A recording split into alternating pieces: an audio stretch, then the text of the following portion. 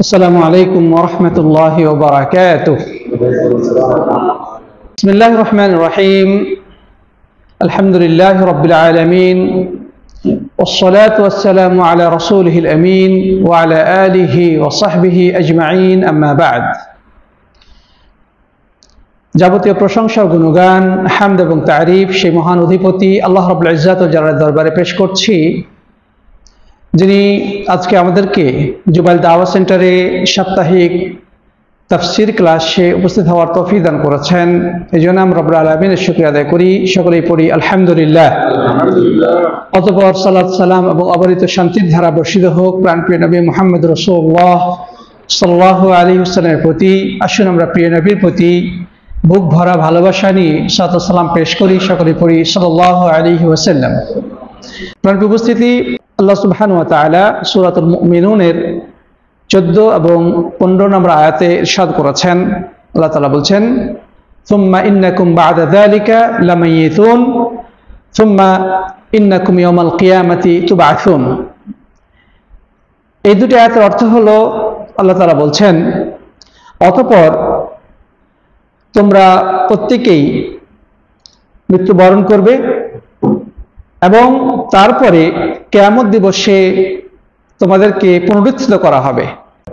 প্রিয় বন্ধুগণ, আমরা সূরাতুল মুমিনুন থেকে ধারাবাহিকভাবে তাফসীর নিয়ে আলোচনা করে আসছিলাম। তো সেই ধারাবাহিকতা অনুযায়ী এর আগের ক্লাসে আমরা মানব সৃষ্টির সূচনা কিভাবে হয়, মাতৃগর্ভে মানব সৃষ্টি কিভাবে বিভিন্ন ধাপ অতিক্রম করে অতঃপর দুনিয়াতে আগমন করে, সে বিষয়ে আলোচনা শুনেছি। অর্থাৎ মানুষের কোনো অস্তিত্ব ছিল না, আল্লাহ রাব্বুল আলামিন মানুষকে এক ফোঁটা দুর্বল পানি থেকে সৃষ্টি করেছেন এবং সেই দুর্বল পানি মায়ের গর্ভাশয়ে বিভিন্ন ধাপ অতিক্রম করে একটি পূর্ণাঙ্গ মানুষে রূপান্তরিত হয়। তারপরে সেটি দুনিয়ার বুকে আগমন করে, অতঃপর এই জীবন পরিক্রমা শেষ করে আবারও যেই রবের কাছ থেকে সে এসেছিল তার কাছে সে ফিরে যায়। প্রিয় বন্ধুগণ, তো আমরা যে বিষয়টি জেনেছি, আল্লাহ তাআলা আদি পিতা আদম আলাইহিস সালাতু ওয়াস সালামকে সৃষ্টি করেছেন মাটি থেকে এবং হাওয়া আলাইহিস সালাতু ওয়াস সালামকে সৃষ্টি করেছেন কিছু আলেমের মতে আদম আলাইহিস সালামের বাঁ পাঁজর থেকে, আবার কিছু আলেমের মতে আল্লাহু আ'লাম, আল্লাহ তাআলাই ভালো জানেন তাকে কিভাবে সৃষ্টি করেছেন। এছাড়া সৃষ্টির সূচনা লগ্ন থেকে অদ্যাবধি যত মানুষের আবির্ভাব ঘটেছে সেটি একই সূত্র মেনে এসেছে, আর তা হলো স্বামী স্ত্রীর মিলনের মাধ্যমে। স্বামীর শুক্রাণু স্ত্রীর গর্ভাশয়ে যায় এবং সেখানে প্রথম 40 দিন স্বাভাবিকভাবেই থাকে, কোনো পরিবর্তন ঘটে না। তারপরে পরবর্তী 40 দিন অর্থাৎ 80 দিনের মধ্যে সেটা একটি জমাট বাঁধা রক্তে পরিণত হয়। তারপরের 40 দিন তথা 120 দিনের মধ্যে সেটি মাংসপিণ্ডে পরিণত হয় এবং তার মধ্যে শারীরিক বিভিন্ন অবয়ব সৃষ্টি হয়, যেমন হাত, পা, চোখ, মুখ ইত্যাদি। এরপরে আল্লাহর পক্ষ থেকে একজন ফেরেশতা আগমন করে এবং তার মধ্যে রূহ ফুঁকে দেয় বা প্রাণের সঞ্চার ঘটান। এরপরে 4টি জিনিস লিপিবদ্ধ করে দেওয়া হয়: রিজকুহু ওয়া আমালুহু ওয়া আজালুহু আশাকিয়ুন আম সাঈদ। তার রিজিক, তার আমল, তার মৃত্যু এবং সে সৌভাগ্যবান হবে নাকি হতভাগ্য হবে। তো এই যে মানব সৃষ্টির যে রহস্য, এটা কোরআনে কারীম আজ থেকে প্রায় 1450 বছর আগে বিশ্ববাসীর সামনে প্রকাশ করেছে। যে সময় কোনো আধুনিক জ্ঞান বিজ্ঞানের উৎকর্ষ সাধিত হয় নাই, চিকিৎসা বিজ্ঞানে এত উন্নতি সাধিত হয় নাই, কোনো মেশিনারিজ যন্ত্রপাতি বা টেকনোলজি আবিষ্কৃত হয় নাই, সেই সময় মরুভূমিতে বসবাসকারী মানুষগুলোর কাছে সাত আসমান থেকে এই সকল তথ্য এসেছে এবং তাদের জানার কোনো উপায় ছিল না শুধুমাত্র বিশ্বাস করা ছাড়া। ঠিক না বেঠিক? কারণ তৎকালীন সময়ে এগুলোকে যাচাই বাছাই করার মতো বা সত্যতা অনুসন্ধানের জন্য কোনো ধরনের ব্যবস্থা ছিল না, টেকনোলজি ছিল না। কিন্তু এই বিংশ শতকের বিজ্ঞান এবং প্রযুক্তির উৎকর্ষের যুগে নানা ধরনের আধুনিক টেকনোলজি, আধুনিক মেশিনারিজ, যন্ত্রপাতি আবিষ্কৃত হয়েছে এবং এগুলোর মাধ্যমে বিশ্বের অত্যন্ত অভিজ্ঞ স্বাস্থ্যবিজ্ঞানী এবং ডাক্তারেরা পরামর্শ করে ওই সিদ্ধান্তে উপনীত হয়েছে যেটা কোরআনে কারীম আজ থেকে 1450 বছর আগে বিশ্ববাসীর কাছে প্রকাশ করেছিল। সুবহানাল্লাহ।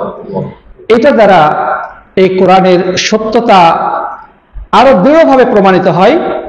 যদিও কোরআন সত্য বলে বিশ্বাস করার জন্য সবে কোনো কিছুর প্রয়োজন নাই, কিন্তু যখন কোনো বিস্ময়কারিতা দেখা যায় তখন এটা স্বাভাবিক মানুষের কৌতূহলী মনে বিশ্বাসটাকে আরো শক্তিশালী করে।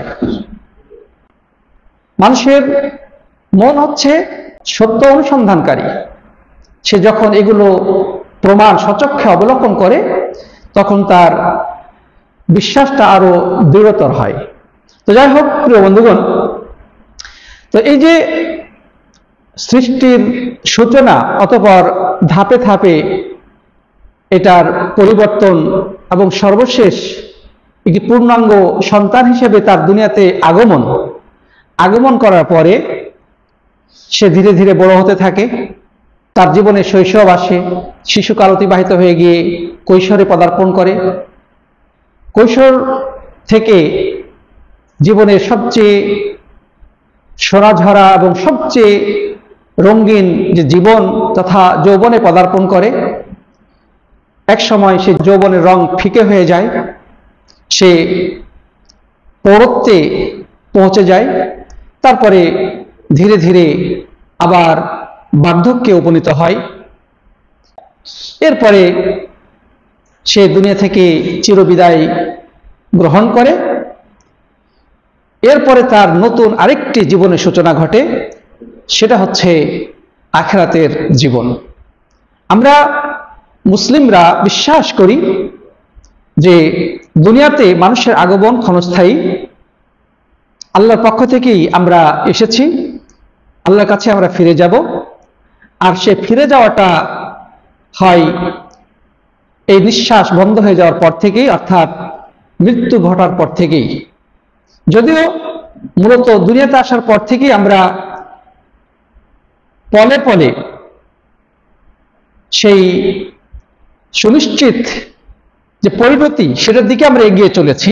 একটা সেকেন্ড চলে যাওয়া মানে তার নির্ধারিত সময় থেকে একটা সেকেন্ড কমে যাওয়া, এক মিনিট চলে যাওয়া মানে একটা মিনিট তার নির্দিষ্ট সময়সীমা থেকে কমে যাওয়া, এভাবে করে একটা ঘন্টা, একটা দিন, একটা সপ্তাহ, মাস, বছর চলে যাওয়া মানে তার নির্দিষ্ট সময়সীমা থেকে ওই সময়টা অতিবাহিত হয়ে যাওয়া, অতীতের গর্ভে বিলীন হয়ে যাওয়া। যেটা চলে যাচ্ছে সেটা আর ফিরে আসবে না। সাথী বন্ধুগণ, এখানে একটা জিনিস আমি পয়েন্ট আউট করতে চাই, সেটি হচ্ছে আমাদের যখন জীবন থেকে 1 বছর অতিবাহিত হয়ে যায়, অর্থাৎ কারো বয়স 1 বছর ছিল, এখন 2 বছরে পদার্পণ হলো। কারো বয়স 5 বছর ছিল, 6 বছরে পদার্পণ করলো। কারো বয়স 17 বছর ছিল, 18 বছরে পদার্পণ করলো। এভাবে করে তো মানব জীবন তার নির্দিষ্ট সময়সীমার শেষ পরিণতি থেকে এগিয়ে চলেছে। তো আমি যে কথাটা বলতে চাই, একজন মানুষের এই যে 1 বছর চলে যাওয়া এবং নতুন বছরে পদার্পণ করা, এটা কি তার খুশি হওয়ার বিষয় নাকি তার বিষণ্ণ হওয়ার বিষয়?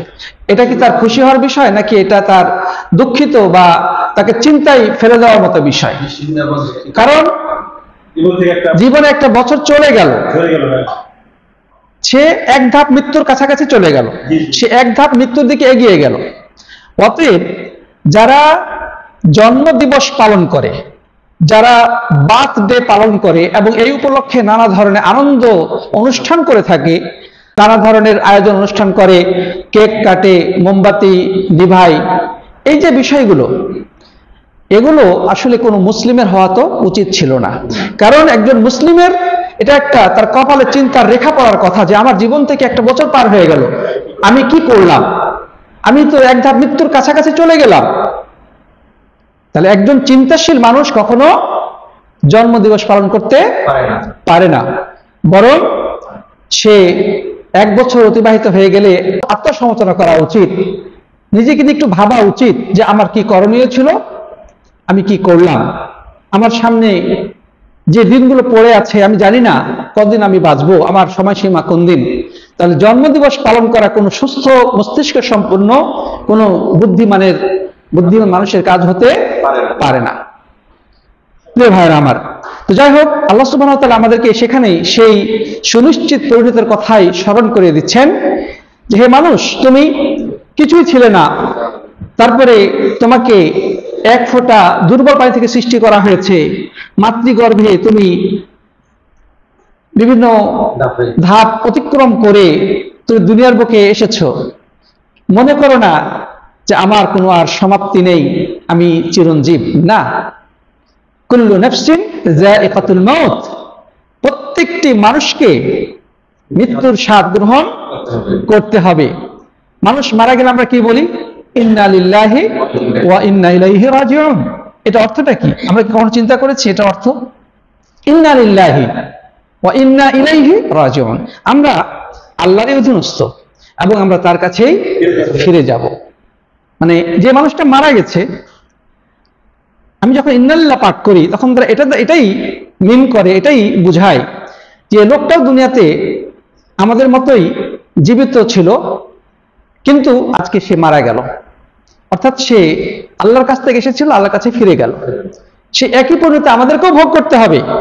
আমরা তার কাছ থেকে এসেছি, আবার তার কাছে আমাদেরকে প্রত্যাবর্তন করতে হবে। এখানে কেউ স্থায়ী হবে না, এখানে স্থায়ী বসবাস করার কোনো সুযোগ নাই। এটি একটি ক্ষণস্থায়ী বসবাসের জায়গা। আল্লাহ নবী সাল্লাল্লাহু আলাইহি ওয়াসাল্লাম একটা হাদিসের মধ্যে বলেছেন, দুনিয়ার সাথে আমার এত কি সম্পর্ক, আমি তো সেই পথিকের মতো যে কিছুক্ষণ বিশ্রাম নেওয়ার জন্য একটা গাছের ছায়ায় আশ্রয় নিয়েছিল, এরপরে সে ওই ছায়া ছেড়ে দিয়ে সে তার গন্তব্যে চলে গেল। তাহলে সত্যিকার অর্থে আমরা জীবন চলার পথে আমরা প্রত্যেকে এক একজন মুসাফির, এক একজন পথিক। আমরা দুনিয়াতে ওই গাছের নিচে ছায়া গ্রহণের মতো অল্প সময়ের জন্য এসেছি, এরপরে আমাদের সামনে রয়েছে সীমাহীন গন্তব্য, যে গন্তব্যের কোনো শেষ নাই। আর সেই গন্তব্যের নাম হচ্ছে আখিরাতের গন্তব্য, আখিরাতের জীবন। প্রকৃত জীবন হচ্ছে আখিরাতের জীবন। সাথী বন্ধুগণ, তাহলে এই দুনিয়ার জীবনটা প্রকৃত জীবন নয়, এটি খুবই ক্ষণস্থায়ী এবং সাময়িক জীবন। এই জন্য দুনিয়ার প্রতি এত বেশি লোভ লালসা করা আমাদের উচিত নয়। আমাদের চিন্তা চেতনা, আমাদের চেষ্টা প্রচেষ্টা, আমাদের ধ্যান ধারণা সবকিছু দুনিয়া কেন্দ্রিক হওয়া উচিত নয়, বরং আমাদের এই চিন্তার দিগন্তটাকে প্রসারিত করতে হবে। সেটা হচ্ছে মৃত্যুর পরবর্তী যে জীবন, যেটার কোনো সমাপ্তি নেই, সেই অন্তহীন জীবনের দিকে আমাদেরকে খেয়াল রেখেই জীবনযাপন করতে হবে। প্রিয় বন্ধুগণ, আল্লাহ তাআলা এই কথাই বলছেন যে সুম্মা ইন্নাকুম বাদা যালিকা লামাইয়িতুন, এই জীবনের সমাপ্তিতে তোমাদেরকে আবার মৃত্যু মুখে পতিত হতে হবে। এটি একটি সুনিশ্চিত বিষয়, যার মধ্যে কোনো সন্দেহ নাই। আল্লাহ তাআলা এই মৃত্যুকে আল ইয়াকিন বা সুদৃঢ় বিষয় হিসেবে উল্লেখ করেছেন। আল্লাহ তাআলা বলেছেন ওয়া'বুদ রাব্বাকা হাত্তা ইয়াতিয়াকাল ইয়াকিন, যে তুমি তোমার রবের ইবাদত করতে থাকো ইয়াকিন তথা সুনিশ্চিত বিষয় আসার আগ পর্যন্ত, অর্থাৎ মৃত্যু আসার আগ পর্যন্ত। এখানে মৃত্যুটাকে আল ইয়াকিন বা সুদৃঢ় এবং সুনিশ্চিত বিষয় হিসেবে উল্লেখ করেছেন। এটার জন্য বেশি গবেষক হওয়ার প্রয়োজন নেই। আমরা আমাদের সমাজের চতুর্দিকে একটু দৃষ্টি বুলালেই এর বাস্তবতা দেখতে পাই। আমার বাবা, তিনি এক সময় আমার মতো দুর্দান্ত যুবক ছিলেন। তিনি আজকে শয্যাশায়ী। অনেকের বাবা দুনিয়া থেকে চিরবিদায় গ্রহণ করেছেন। আমরা এক সময় তাদেরই পথের অনুসারী হয়ে চলে যাব, এর মধ্যে ন্যূনতম কোনো সন্দেহ নাই। আমাদের পূর্বপুরুষ কেউ বেঁচে নাই। যদি কারো বাঁচার সুযোগ থাকতো তাহলে নবী রাসূলগণ, আল্লাহর প্রিয় ভাজনগণ তারা দুনিয়াতে বেঁচে থাকতেন, কিন্তু তাও তারা কেউ থাকতে পারেনি। বড় বড় বিজ্ঞানীগণ, গবেষকগণ, লেখক, স্কলারগণ বেঁচে থাকতেন, অথবা আমাদের থেকে যে পূর্বপুরুষ যারা অনেক বেশি শক্তিশালী ছিলেন তারা বেঁচে থাকতেন, কিন্তু কেউ কি বেঁচে আছে? তাহলে বোঝা গেল যে এই কথার মধ্যে এতটুকু কোনো সন্দেহের অবকাশ নাই। প্রিয় বন্ধুগণ, তাহলে একজন বুদ্ধিমানের কি উচিত? যে যেহেতু এই দুনিয়াটা ক্ষণস্থায়ী, সাময়িক, অতএব এই দুনিয়ার প্রতি খুব বেশি লালসা করা উচিত নয়। বরং দুনিয়াতে একটু কষ্ট করে হলেও, একটু নিজের আরামায়েশকে বিসর্জন দিয়ে হলেও মৃত্যুর পরবর্তী জীবনটাকে ভালো করার জন্য চেষ্টা করা। যারা কবরের উপরে বাতি জ্বালায়, আলোকসজ্জা করে, মোমবাতি এবং আগরবাতি জ্বালায়, তাদের বোঝা উচিত যে কবরের উপরে আলোকসজ্জা করে, কবরের উপরে মোমবাতি আগরবাতি জ্বালিয়ে বা ফ্যান বা এসি লাগিয়ে কবরবাসীর কোনো উপকার হবে না।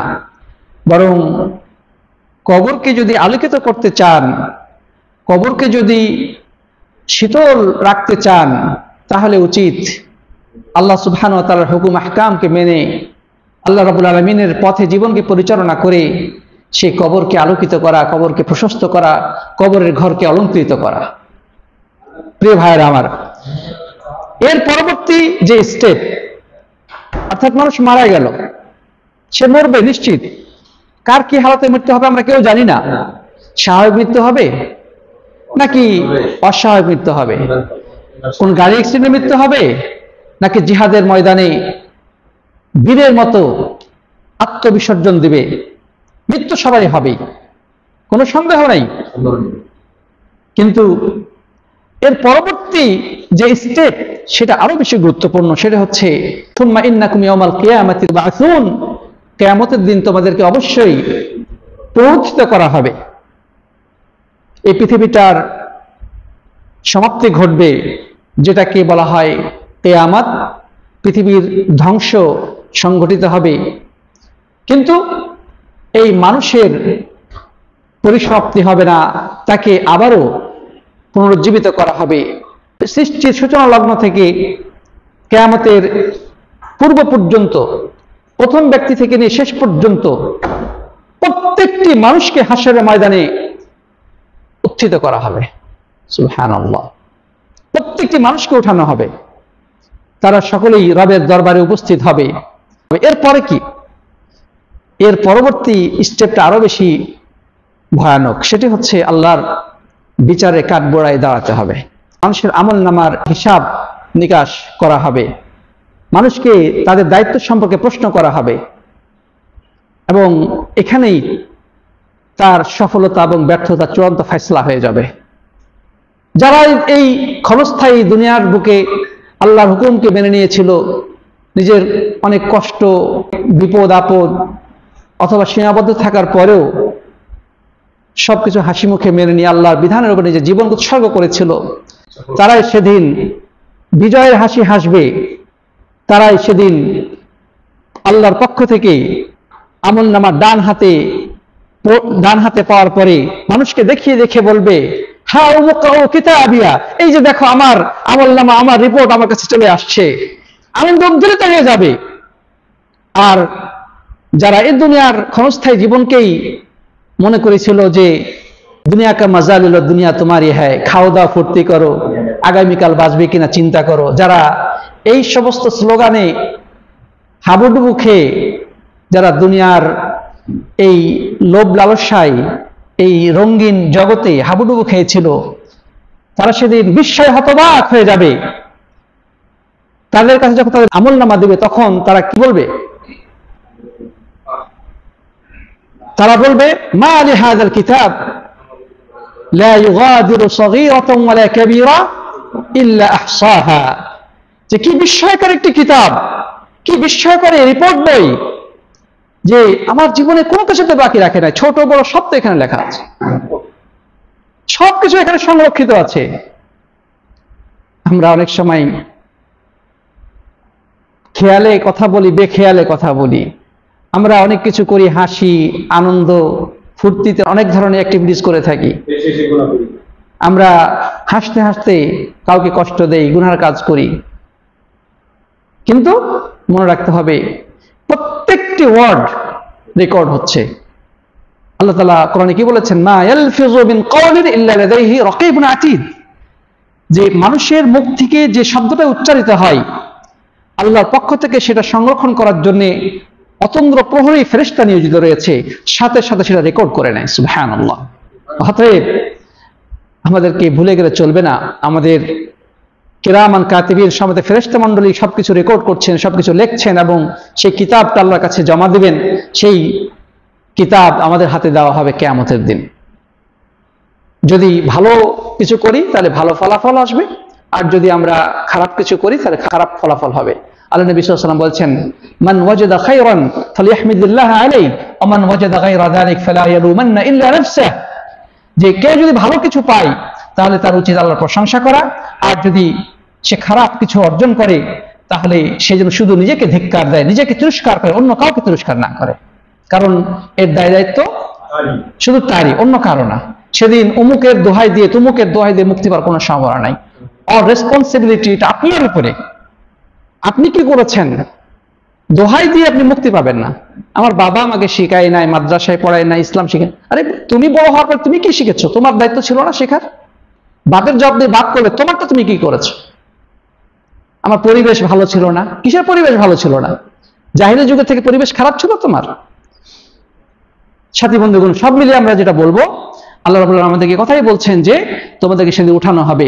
আর আমরা সূরা ফাতিহার মধ্যে এই ভয়াবহ বিষয়টা বারবার উচ্চারণ করি, মালিক ইয়াউমিদ্দিন, হে আল্লাহ তুমি বিচার দিবসের মালিক, অর্থাৎ সেদিন আপনি বিচার করবেন, এটা আমি বিশ্বাস করি। সূরা ফাতিহার মধ্যে প্রতিনিয়ত আমরা এই কথা স্বীকৃতি দিচ্ছি এবং উচ্চারণ করছি, ঠিক না ঠিক?